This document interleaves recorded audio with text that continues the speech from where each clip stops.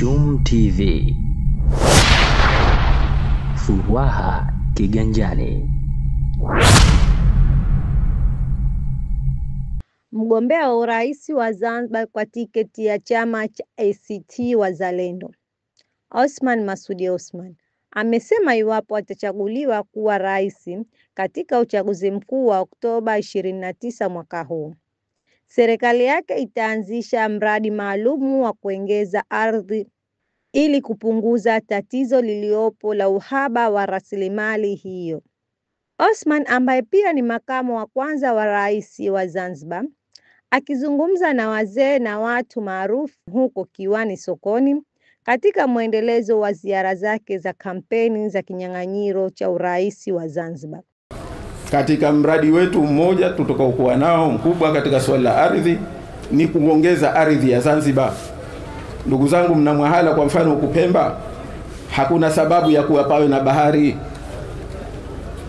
Ni kwa sababu hatujakuwa tu na mipango ya kuizuia bahari. Bahari ibaki baharini, isije huku juu mahala mwingine. Tunaweza kufanya hivyo tena kwa gharama nafuu. Sisi mimi niwahi kuzungumza na Waholanzi na wa Japani kuhusiana na swala hili, na wanasema kwanza tutengeneze ramani maeneo gani yanaweza kufanywa hivyo ili tupate ardhi ya ziada. Tunaloamini sisi, kuna mabonde bado nchi hii tunaweza kuzalisha chakula tukajitosheleza, lakini watu nchi hii wenzetu wao hawajali hayo. Kwenye mradi pale Unguja kuna mradi wa kutengeneza miundombinu ya umwagiliaji. Kila hekta moja imetumia milioni 137 kila hekta moja. Kila hekta moja. Sasa hata ingia akilini. Pesa hizi ungezichukua ukayawezesha mabonde tulionayo, wakulima ukawapa teknolojia ya kisasa na pembejeo, nchi hii ina uwezo wa kujitosheleza kwa chakula na tukauza sehemu nyingine. Tuna mabonde mengi. Othman akagusia kilimo cha zao la karafuu. Kwa nini anaelima mhogo anauza mhogo wake? Kwa nini anaelima nazi? Kwa nini anauza nazi zake? Huu mkulima wa karafuu yeye tu ndio yeye, lazima aje mtu azichukue amwambie nitakwenda kukuuzia mimi. Huko sisi sera yetu iko wazi kwamba tutakachoweka sharti tu ni kuwa tudhibiti ubora wa karafuu yetu ili biashara hii tusiharibu.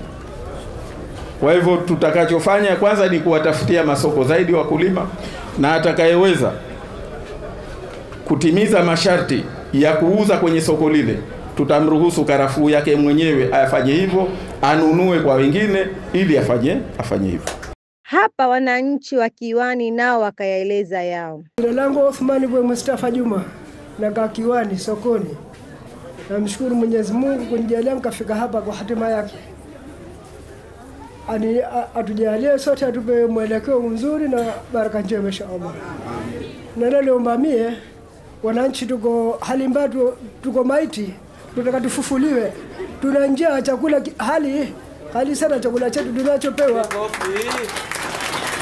Kama tukipunguza chakula tunakuja pata kula wapi baadaye? Hatuna msingi wa kupata maendeleo sio wananchi. Bado hatuna ajira sio kwa Kiwani, tutapata maendeleo wapi wananchi? 95% watu wa Muambe ni wakulima wafugaji.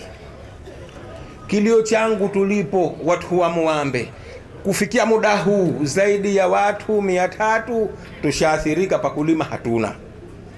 Tangu watu wanachimba kidogo kidogo mpaka saa hizi wanapiga mabomu wanaochimba, ingawa tunatafutiwa maendeleo lakini sina nina hiyo. Wanapopiga mabomu mpaka chini wanatusahau kabisa, siepa kuelekea wapi. Hatuna pakulima, hatuna pakufugia.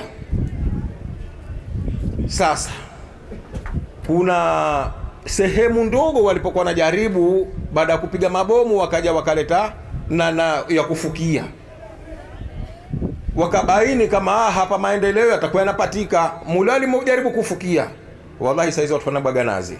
wakaona watu wa Mwambe bado tutafaidika, ule mradi wakaua na upo kabisa. Wanapiga mabomu, wanachukua fusi, wanafanya kazi zao bila ya kutuhurumia sie. Akiwa katika mkutano wa hadhara wa kampeni katika viwanja vya kijijini cha Mwambe, jimbo la Kiwani, wilaya ya Mkoani Pemba, Osman akazungumzia swala la maadili. Mfumo wa elimu ya madrasa kwa ujumla wake, ule mfumo wenyewe tutauchukua ni sehemu ya malezi ya kitaifa.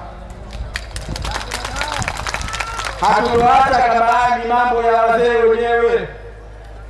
Kazi ya serikali ni kuchunga mila na desturi za nchi na wananchi. Hii ni Chum TV.